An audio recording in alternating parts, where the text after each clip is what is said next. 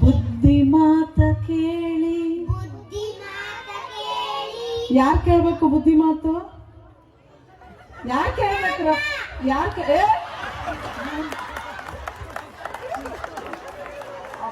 ಅಪ್ಪ ಅಮ್ಮ ಬುದ್ಧಿ ಮಾತು ಕೇಳ್ಬೇಕಾ?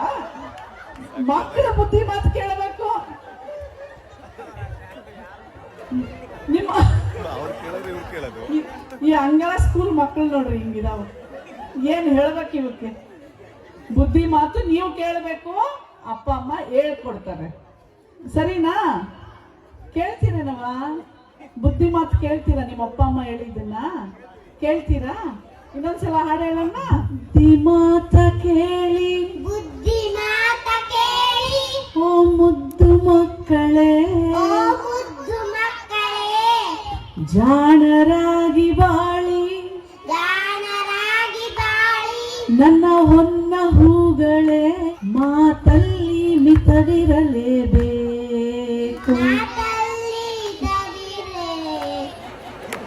ನಿಮ್ಮ ನಡೆಯಲ್ಲಿ ಹಿತವಿರಲೇಬೇಕು.